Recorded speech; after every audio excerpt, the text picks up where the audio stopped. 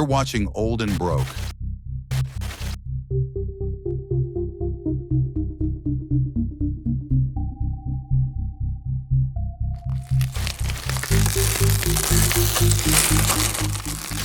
Before Nixon killed the gold standard, before inflation quietly hollowed out your savings, there was a meeting.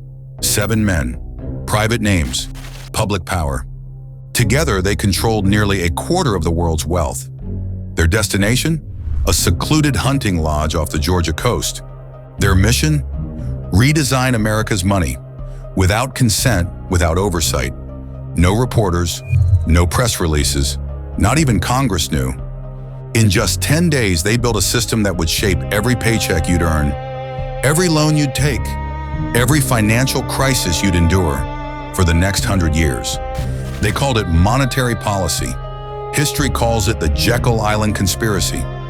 This isn't theory. This is the part of history they'd rather you forget. And it all started with a train ride into the fog. The guest list read like a financial hit squad. Nelson Aldrich, Rockefeller's man in Congress. Paul Warburg, Rothschild emissary with a plan. Henry Davison, J.P. Morgan's fixer. Frank Vanderlip, Charles Norton, Abraham Piatt Andrew. 7 men, zero transparency, no minutes, no records, no press, only aliases, and an understanding. The official story? Duck hunting, the real agenda? A monetary coup. America had been bleeding.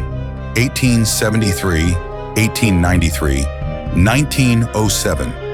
Each panic gutted the middle class and kneecapped small banks. The public cried for protection, reform, oversight. But protection wasn't the plan. Consolidation was. They didn't draft a safety net.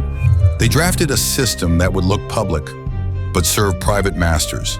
In 10 days, they rewrote the rules of American money. By morning, the plan was complete. America would get its Federal Reserve. But ask yourself, who would it really serve? December 23, 1913. While most of Congress was home for the holidays, the Federal Reserve Act was signed into law. No press conference, no public debate, just a quiet vote and a new era of money. Despite the name, the Fed isn't truly federal, and it holds no reserves, not of gold, not of silver. It's a hybrid, part government, part Wall Street. Regional Fed banks are owned by private banks, and their regulators, often picked by the banks themselves. A system built to supervise, but structured to serve its owners. The Federal Reserve was created to stop panics. And to be fair, sometimes it worked.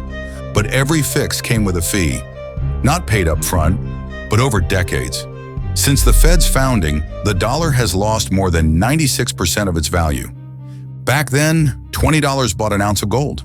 Today, that same ounce takes over $2,000. The dollar didn't just drift, it leaked. And in every crisis, the solution stayed the same. Great Depression? Print. World Wars? Print. Housing collapse? Print. Pandemic? Print faster. Gold was too slow, too honest.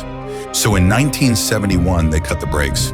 Now your paycheck rides on the guesses of unelected officials trying to time a $1 trillion machine. With models they update after the crash. Not a conspiracy, just a system built for triage and stuck in permanent emergency mode. Gold takes effort, sweat, time, restraint. That's why it mattered. Real money wasn't about getting rich.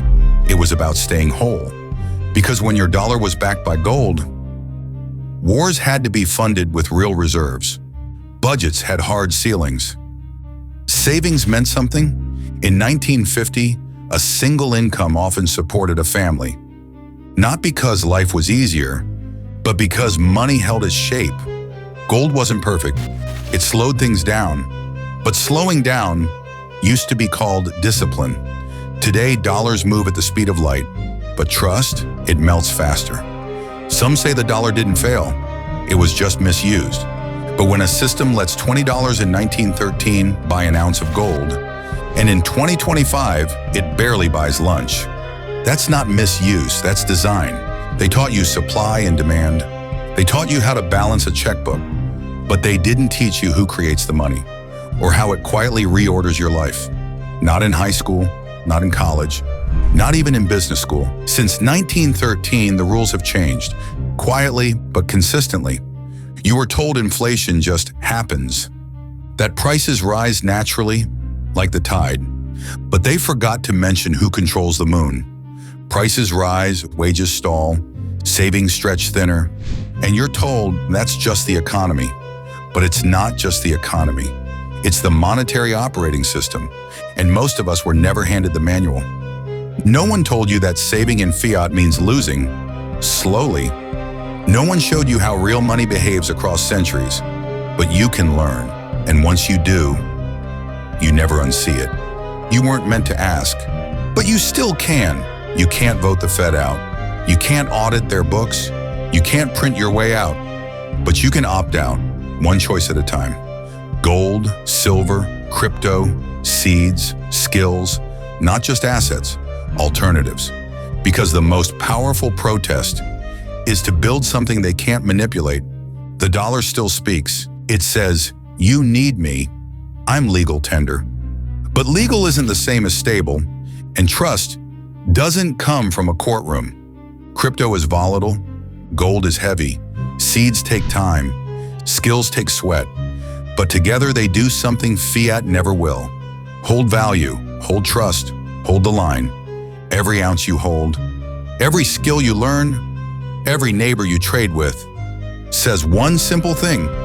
We're not playing by your rules anymore. You've seen the game. They print, they spend, they reset the board. And the average person doesn't even know the game is rigged. But we're not here to beg for a seat. We're building our own table. 1 ounce, one decision, one neighbor, one lesson at a time. If you're feeling a little old and broke, good, that means you're paying attention. Because in a world of rigged rules and endless resets, stacking isn't just survival, it's rebellion. You're watching Old and Broke. We don't predict the future, we just pay attention. Hit like, hit subscribe, stay sharp.